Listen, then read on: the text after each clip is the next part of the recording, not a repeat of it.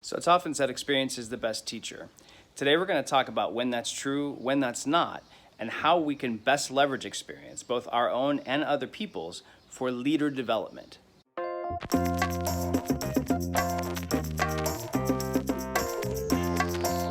So I work for a nonprofit that has people all over the planet.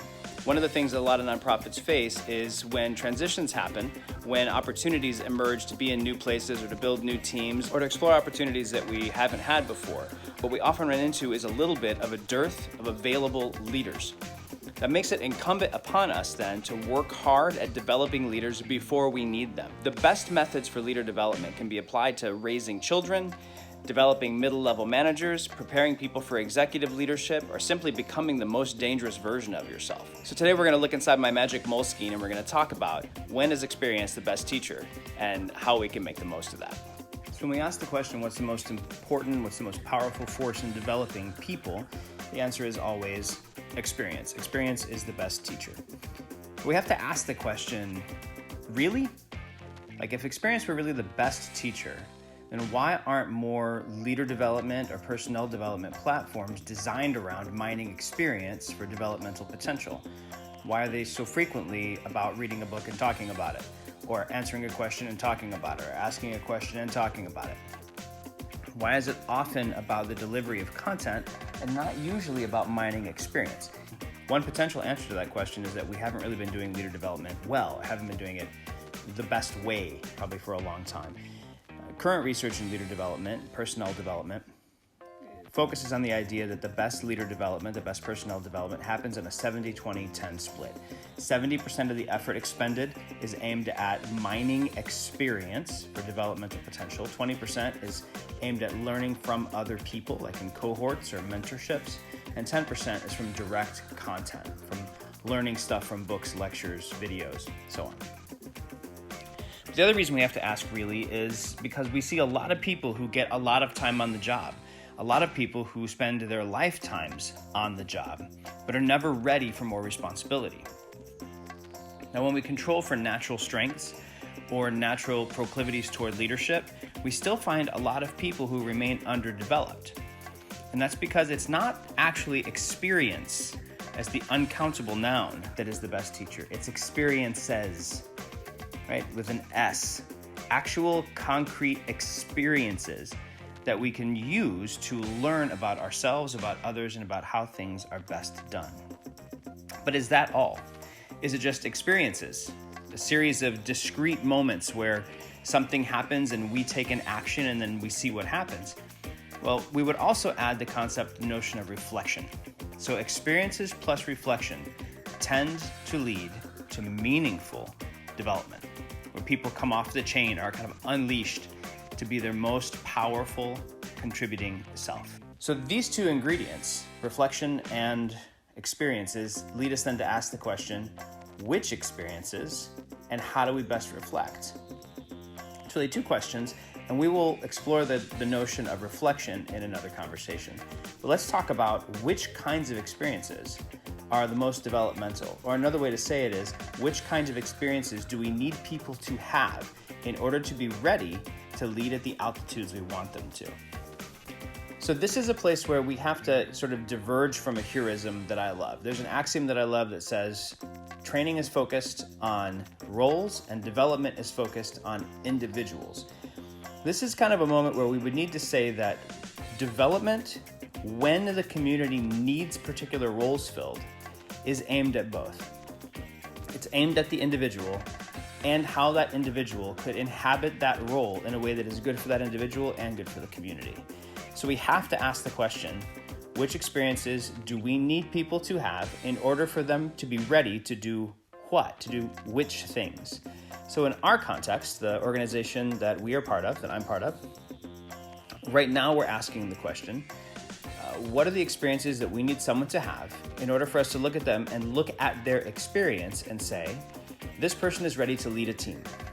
Or what are the experiences a person needs to have had in order for us to look at their summary experience and say, this person is ready to be an international director or to be on a regional leadership team?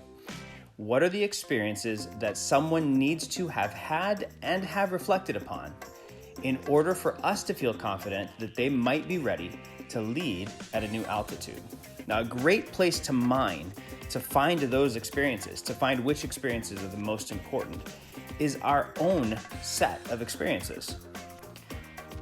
When we led at the team leader altitude, when we led at the regional leadership team or the international director altitude, what were the most frequent leadership experiences, the kinds of things that made up the grind? What were the experiences or situations that we found ourselves in most frequently that if you don't do this well, then you're going to fail most often? And then what were the most poignant situations? Poignant situations are those moments where it went really sideways due to our contribution, or even in spite of our contribution, it went sideways, or it went really well because of our contribution. Those moments that were emotionally intense, either because they were full of really rough emotions, or they were full of really bright emotions, or both. If we look at our own experiences, our own moments of leadership, when we led at these concrete, discrete altitudes, not just leadership in general. Leaders have to be able to lead people. Leaders have influence. Of course, leaders have influence. But when you're on a team doing a certain kind of thing in a particular kind of place, you need a certain skill set. That skill set can't be discovered by simply asking about competencies. This person needs to have high emotional intelligence. What kind of situations is this person going to be in? What kinds of situations do we need to see them in order for us to be able to say, this is what you need to work on in order to be able to manage a situation that we want to put you in? Now, if several people will do that, will look at their own experiences and sort of make a list of their own memories, moments that were most poignant, situations that were most poignant, or situations that were most frequent, then we can cultivate a library of authentic experiences. A library of experiences that are real. They're not like artificially made up. Possibly this might happen to a leader, or a leader frequently has to encounter this, but like, I encountered this, Joe encountered this, Lisa encountered this, Bob encountered this.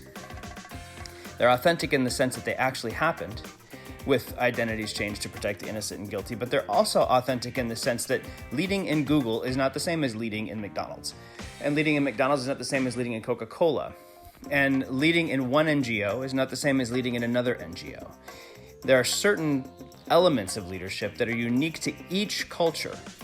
And we need to know what it's like to lead here. Someone needs to know how to prepare to lead here. So this gives us a library of authentic data about that. This library can then be harnessed or deployed against developmental opportunities two ways, at least two ways. One is in giving people developmental assignments. If we know that they're going to need experience talking down an infuriated coworker, then we want to put them in situations where they may need to talk down an infuriated coworker, both so we can see how they do it, but also we can see what kind of developmental work they need in order to be able to do it better later. If we know that they're going to have to work with another department within the organization, with HR, with mobilization, then we can give them assignments that involve encountering those parts of the organization, both so we can see how they handle it and so we can see what they need in order to handle it even better next time. So developmental assignments are often T-shaped. Either they put us in situations that are outside our norm, or they put us in situations that are right in our wheelhouse, but much more intense on the issue of risk and reward. Talk about that in a second. The other possibility, the other way we can use this library of authentic experiences is we can generate a list, a body of culturally relevant case studies. So with a case study, you can get a cohort of potential leaders together and you can say, let's read this case study and talk about it. So in this case study, Julie found herself in situation X, and her team was dealing with situation X, and they faced a critical decision. They could either go to the left or to the right. Here's the history that led up to this moment. Here are some relevant facts about teammates. Here are some things about Julie's own life that were going on at this moment. What would Julie do? What would you do if you were Julie? So each individual in that cohort can think about it by themselves, and then they can interact, they can dialogue about what Julie could do, what Julie should do, what is the best course of action in this situation. And after they've talked it through and come to some kind of conclusion or conclusions, then they can read on or listen on and hear, this is what Julie did, and these are the outcomes. This allows a cohort to have Julie's experience without having been in Julie's shoes, without having had to be Julie. This allows them to have a low risk, still medium reward experience, a genuine experience of being in Julie's place without the risk. Now, without the risk, the learning isn't as deep, but it's still there, so that the next time they run into a situation like the one Julie's in, that first time they're in it isn't the first time that they've had to wrestle with it. That is a really, really beautiful way to use a community's combined experiences. That's also a way to reflect on experience. They're not reflecting on their own experience, but they're reflecting together on Julie's experience. So if we can reflect on our experiences, the ones that are most poignant, the ones that are most frequent, we can develop a library of authentic stories, authentic developmental experiences. These can then be used to create or design developmental assignments for people to help them build out their experience set.